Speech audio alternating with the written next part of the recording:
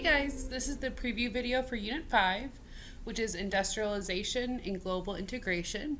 It spans the year 1750 to 1900, so it's a shorter unit, but definitely full of transformative events in history.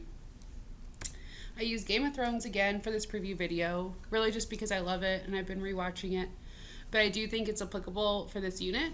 If you've seen it, the power struggles surrounding the revolutions and the questions about the role of government definitely apply to this unit. I'm going to go ahead and get started with the logistical details. So it starts January 30th and it's 11 lessons long. Something important to note is that not all of this content is tested on CA3, so be sure to reference the unit plan for specifics about what is and is not on the test. I'm going to go into the rest of the unit plan now, but just some highlights. So if you haven't had a chance to look at it in detail on your own time, I would pause the video now, look at it in detail, and then come back and watch the rest of it. So we'll start up here with the global context for this unit, and it is fairness and development, which is super fitting for a unit about revolutions, nationalism, imperialism, etc. Coming back to this global context as often as possible with your scholars will really help them see the overarching issues of this time period, push them to think about how the interdependence of nations led to issues of fairness and equality, and you can definitely make time for discussion on what these words mean for them and in their own lives, which is really interesting. The key concept is global integration, and the related concepts are innovation and revolution, and then interdependence. This is the first unit that the entire world is really integrated and interdependent on one another, so scholars will actually get to see that start to play out and what it means for the citizens in all of these different places. And all of these concepts come together in the statement of inquiry, which is a connected world can result in unequal relationships. This is a really fun one to explore, especially considering that the West was usually the region benefiting from all these world events at the expense of other peoples.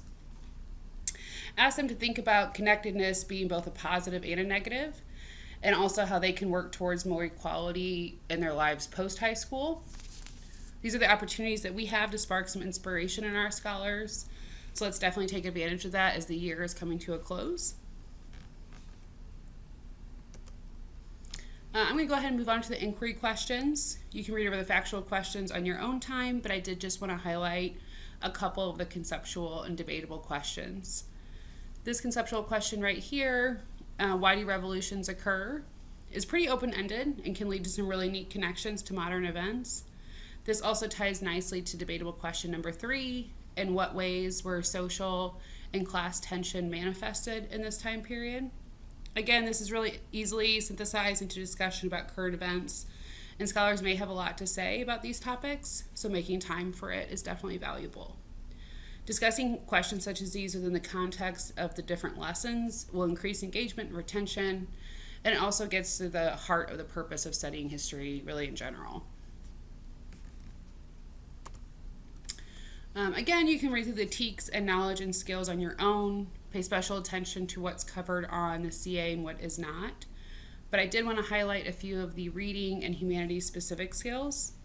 Up here, analyze how word choice affects meaning and tone will definitely be helpful on the DBQ on CA3, and it also prepares scholars to analyze the political speeches that are coming up in Unit 6. And the second bullet point in the humanities specific skills, explain and evaluate ways in which events and processes connect to broader events occurring across regions, nationally or globally, is really vital. Now that scholars have most of the content of the course, they can really start to make those connections across time periods. Again, I know time is limited in our course, but taking some time out to look at continuities and changes is always worth it. And again, allow scholars to see the bigger picture across all of the units that we've studied. As the end of the year rapidly approaches, be sure to check with your ELA teacher about scholars' strengths and weaknesses in writing, because I made sure to include that in the interdisciplinary connections section. I feel like it's really easy to think of AP or history writing as super different than that is what is required in an ELA course, but issues such as academic vocabulary, which I know comes up for us often, analyzing details, etc., applies to both. Even checking in with them to see if you're using the same verbiage to teach these skills can make a big difference for your scholars. Stage 2 of the unit plan then goes into the assessment. So the unit project for this unit is a comparison of 2 events of this time period. It specifically asks scholars to look at these through the global context of the unit, fairness and development. See that in the situation.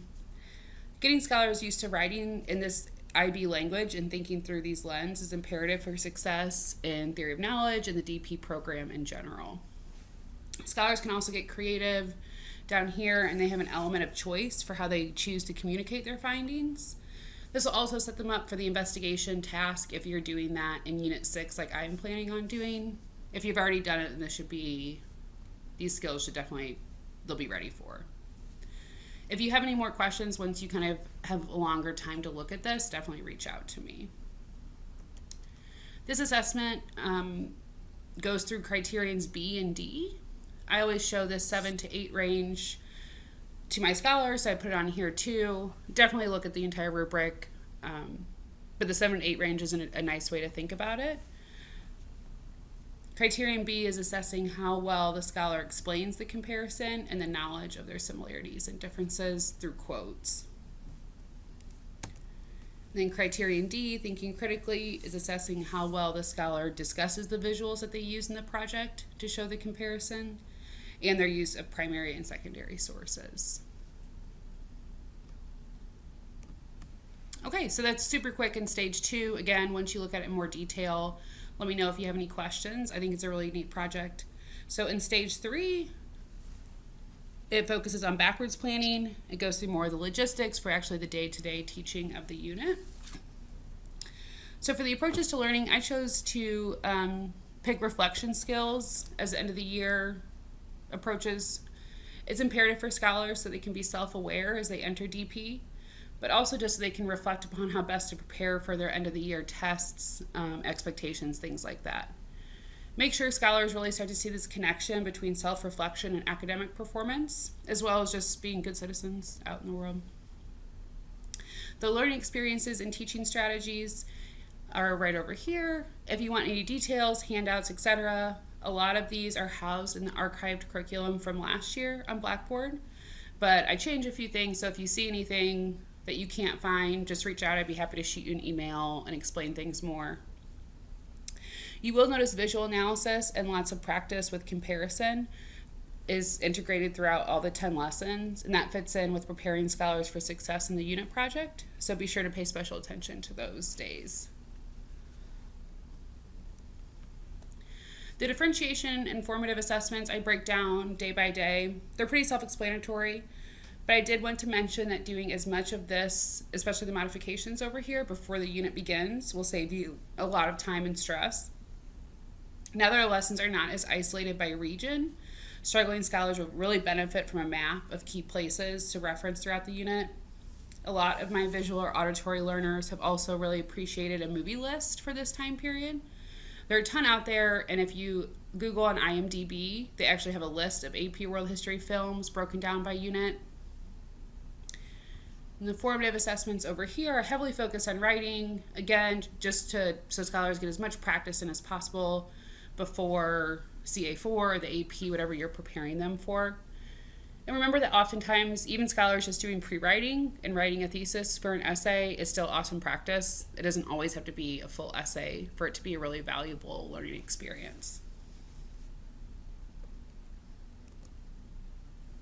Okay, then it's the day-by-day breakdown of the unit. Again, I will not make you suffer through me reading all of the objectives, key points, and assessment summaries or exit tickets, but definitely look through them.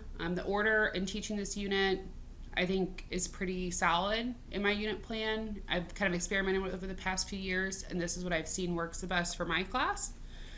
And just remember, all the AMLs are noted here on the side highlighted, and also those guided readings are noted on the side.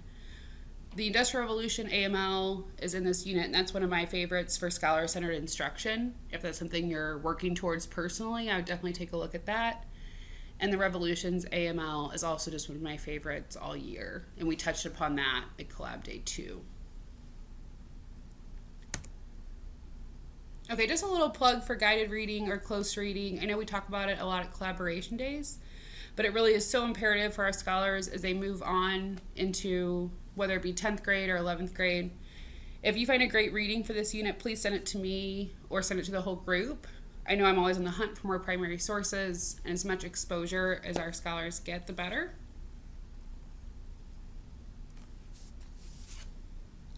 Okay, and then a couple of the readings are ones that we did look at on Collaboration Day. So if you want some guided readings for those, or guided questions for those readings, definitely check those out in the resources folder on Blackboard. Okay, that's the unit. Again, in a super quick snapshot. Please do not suffer in silence. Definitely use the resources uploaded to Blackboard. Again, I think a lot of them for this unit are really solid.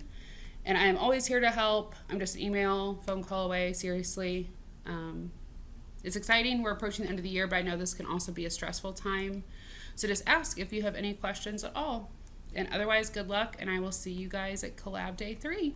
Thank you.